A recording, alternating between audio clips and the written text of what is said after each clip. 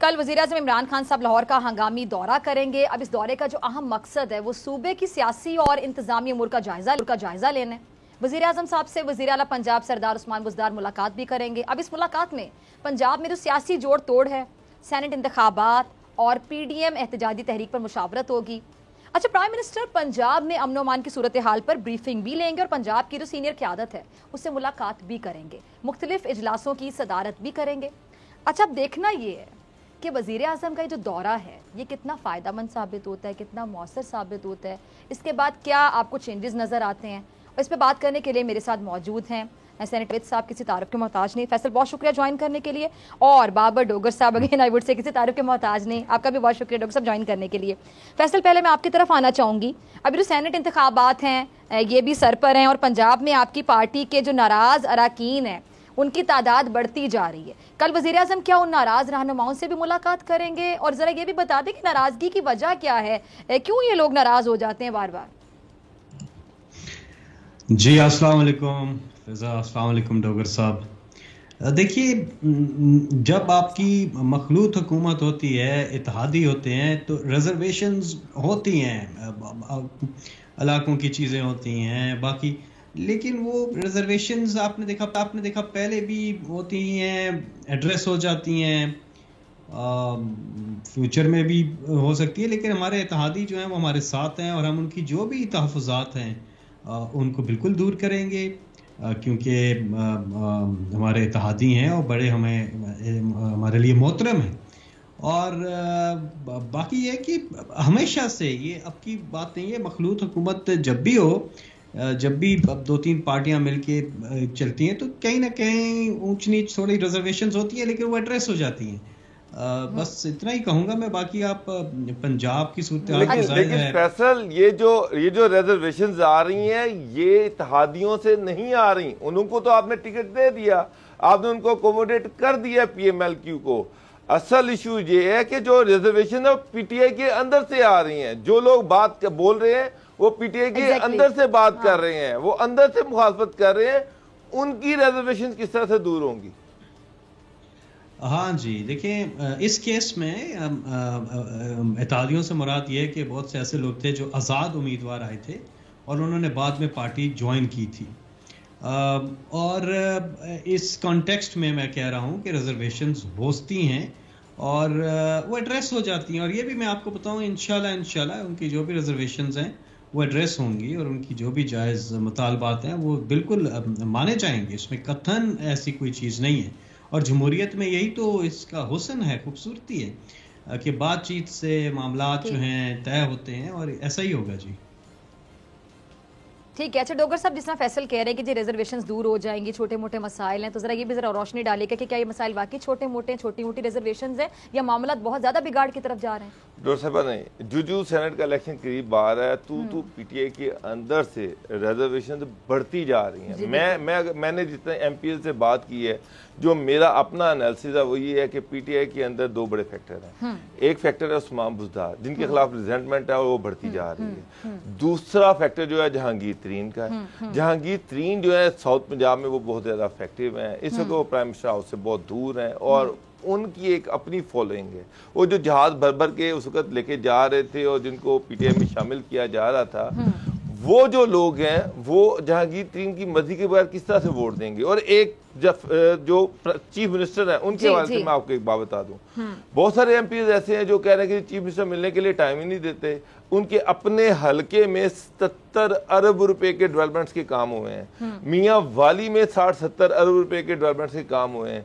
बाकी MPA से ये कह दिया जाता है कि जी आपका तो काम लेजिस्लेशन है, आप लेजिस्लेशन करें। PTI की ये पॉलिसी नहीं है।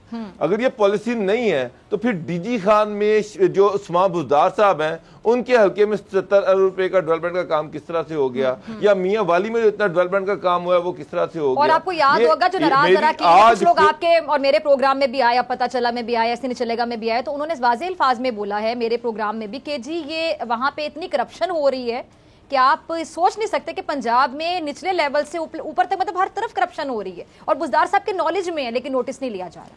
डॉक्टर यहाँ पर तो ये भी बातें की जा रही हैं कि रिसेंटली जो इमरान खान जब आए थे, इमरान खान साहब उस वक्त भी पंजाब में बेतहाशा ट्रांसफर पोस्टिंग का प्लान बन चुका था, लोगों से पैसे पकड़े जा चुके थे।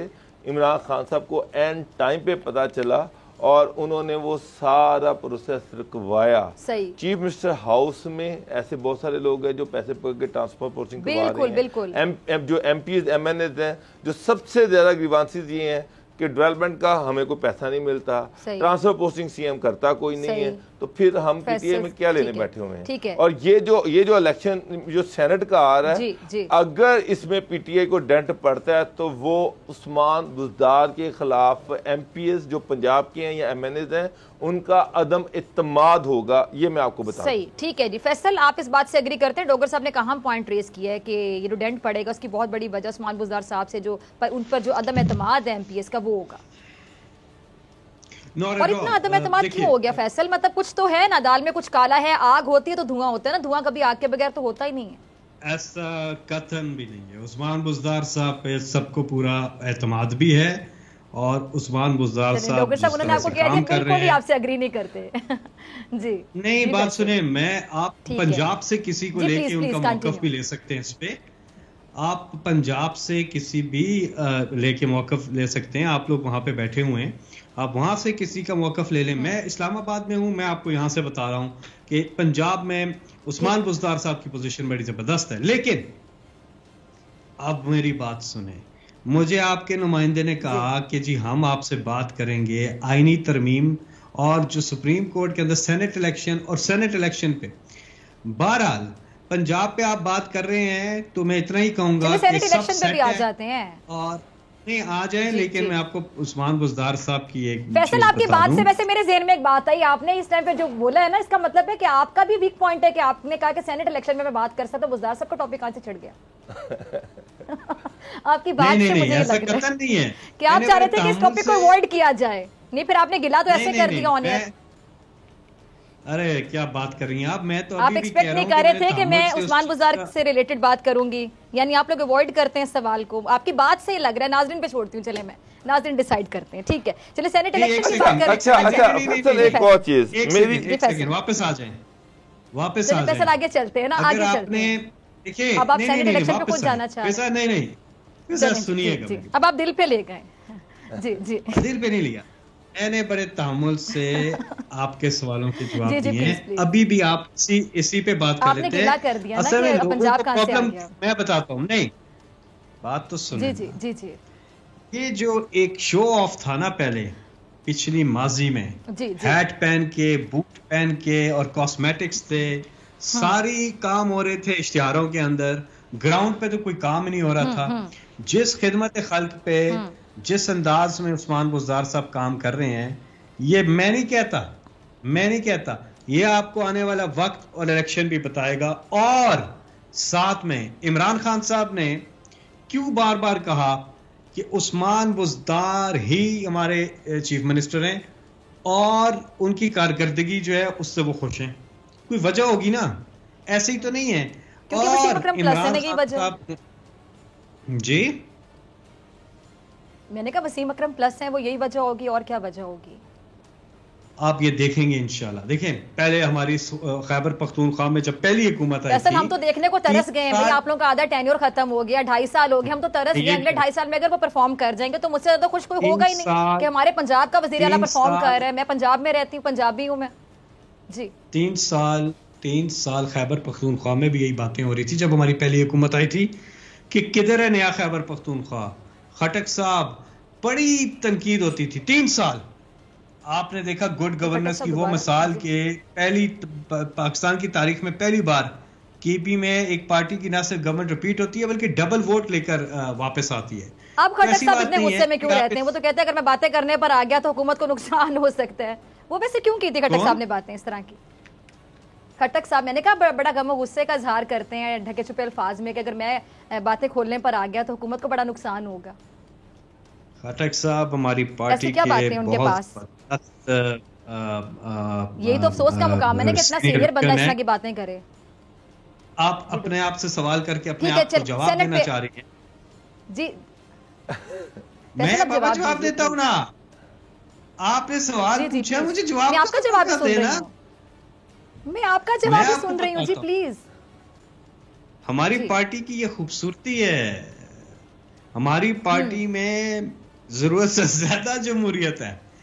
और खटक साहब की वो जो तकरीर थी उसमें उन्होंने ये भी कहा, और जिस कॉन्टेक्स्ट में वो बात कर रहे थे उन्होंने ये भी कहा कि इमरान खान साहब की किस कदर वो मुखलिस हैं और किस कदर वो पार्टी के नजरिए और पार्टी के साथ जुड़े हुए हैं। और उनकी जो 5 साल हुकूमत थी खैबर पख्तूनख्वा में, कमाल की चीजें हुई हैं। ऐसे ही तो नहीं गवर्नमेंट 2/3 मेजॉरिटी लेकर वापस आती है और सेम पार्टी डिलीवरी थी। आज वो हेल्थ कार्ड जो उधर शुरू हुआ था, आज पूरे खैबर पख्तूनख्वा में देखिए, कोई भी हो, अमीर गरीब कोई भी हो, हर शहरी के पास यूनिवर्सल हेल्थ इंश्योरेंस है। 10 लाख रुपए सालाना खानदान का खर्चा सरकार उठाएगी।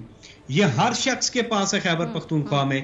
अमेरिका भी यूनिवर्सल हेल्थ कवरेज दे सका, बहुत बड़ी बात है। और भी बड़ी चीजें मैं डिटेल में नहीं जाता, तो खटक साहब को हम सब फैसल इसको छोड़ दें, दोबारा सेनेट पे वापस आते हैं। बिल्कुल एक परसेप्शन डेवलप हो रहा है, बल्कि ये चीज आम हो रही है कि पीटीआई में पैरा ट्रूपर जो है, जो ऊपर से लोग हैं, वो इंपोज किए जा रहे हैं और वर्कर को इग्नोर किया जा रहा है। जितने एडवाइजर हैं उन सभी को अकोमोडेट किया जा रहा है एज सेनेटर, और आम वर्कर जो है वो फिर इग्नोर हो गया। जिसने पीटीआई के लिए धक्के खाए, मारे खाए, जो धरनों में जाके बैठा, उसको तो टिकट नहीं मिल रहा। टिकट तो उनको मिल रहा है जो ऊपर से आए हैं, जो जो जो जो ऐसे के सारे एडवाइजर बने हुए हैं, और जिनको हर तमाम एमएनएस भी उनको टारगेट करते हैं कि जी ये जो अनइलेक्टेड लोग हैं वो सारे जो हैं वो इमरान खान साहब के करीब बैठे हुए हैं, और वही अब सेनेट का टिकट भी ले रहे हैं। देखिए, मैं पार्लियामेंट्री बोर्ड में तो नहीं हूं, लेकिन जो मेरे तक इतलात आ रही हैं, और जो मैं आपको बताऊं, सबसे बड़ा एडवोकेट वर्कर का, लॉयलिस्ट का, इमरान खान साहब के नजरिए पे जाने वाले का मैं हूंगा, क्योंकि मुझे भी सेनेट की टिकट मिली थी, ठीक है। और मैं एक पार्टी का वर्कर, पुराना वर्कर, और एक मिडिल क्लास फैमिली से, मैंने जब देखा इधर तो इतनी लेन देन चलती है सेनेट के अंदर, हम जैसे लोग, अगर इमरान खान साहब ना होते तो ये कभी भी ना होता, अल्लाह का फजल है। और ये किसी और पार्टी में हो भी नहीं सकता जो पीटीआई में है।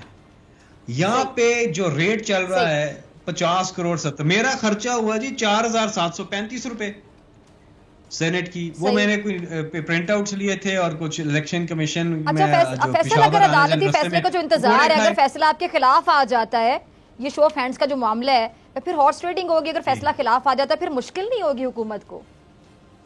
देखिए, फैसला खिलाफ का मतलब क्या, फैसला ये प्ली क्या है सुप्रीम कोर्ट में कि जो सेनेट की इलेक्शन है, क्या उसमें कॉन्स्टिट्यूशनल अमेंडमेंट की जरूरत है ओपन बैलेट के लिए, या फिर एक्ट ऑफ पार्लियामेंट या ऑर्डिनेंस से कर सकते हैं, ठीक है। अब सुप्रीम कोर्ट ने आर्टिकल 226 की तशरीह करनी है।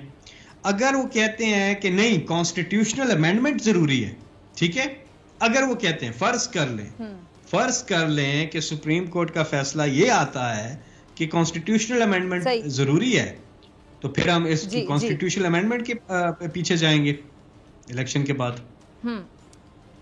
लेकिन फैसल एक चीज आपने कहा कि कॉन्स्टिट्यूशनल अमेंडमेंट की तरफ जाएंगे, ये आप एफर्ट पहले भी कर सकते थे, इलेक्शन से पहले भी कर सकते थे। मेरी नून लीग के लोगों से बात हुई, फिर पार्टी के लोगों से बात हुई, उन्होंने कहा जी पीटीआई ने कंसेंसस डेवलप करने की कोशिश ही नहीं की।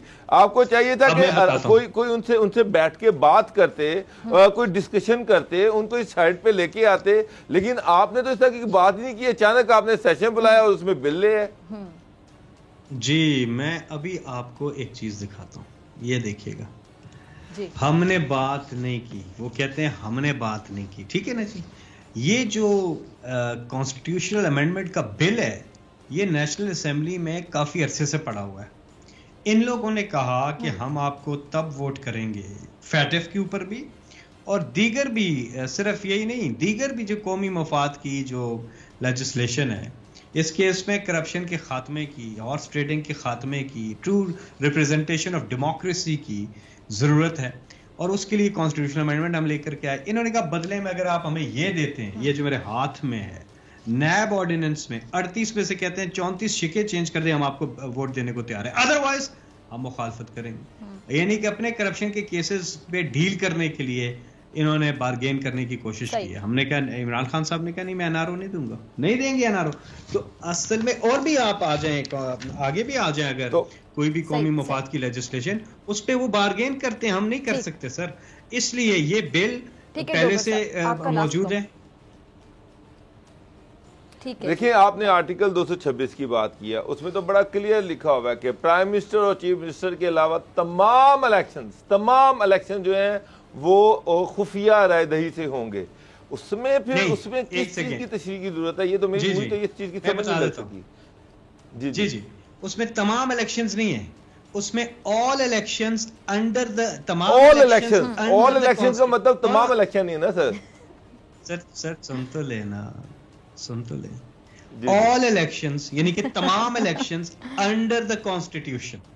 और फिर अगर आप लॉ के अंदर पढ़ें, जो हम एक्ट ऑफ पार्लियामेंट की बात करते हैं, इलेक्शन लॉ एक्ट, तो सेनेट का 76 है, उसमें भी यही है। सर जी सुन तो लेना जी। वो आपको मशीनरी प्रोवाइड करता है, वो आपको डोगर साहब मशीनरी प्रोवाइड करता है। ये आपने खुद कहा था फैसल के सेनेट पर आ जाएं। जी 226 तो आ जाए तो मेरी गल तो सुन लो ना, मैं आपको एक वजाहत कर रहा हूं। 226 जो है जी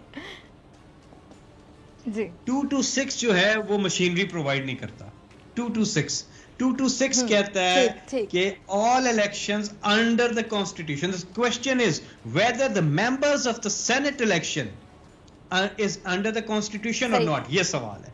सेनेट के चेयरमैन की बात नहीं हो रही, डेप्टी चेयरमैन की बात नहीं हो रही, मेंबर ऑफ द सेनेट की बात हो रही है, जो सूबाई असेंबलियों से इलेक्ट होके आते, उनकी बात हुई है। Whether that election is under the constitution और नॉट, आइन says all elections under the constitution, whether this senate members of the senate election is under the constitution or not, ये मुअज़्ज़ज़ अदालत ने इसकी बता देना। और जब हम एक्ट ऑफ में जाते हैं 2017 एक्ट में इलेक्शन में, उसमें मशीनरी प्रोवाइड की हुई है, चाहे वो नेशनल असेंबली के इलेक्शन हो, बाकी इलेक्शंस हो, लोकल गवर्नमेंट के हो, तो मशीनरी बताई हुई है, बताया हुआ कि किस तरह से होंगे।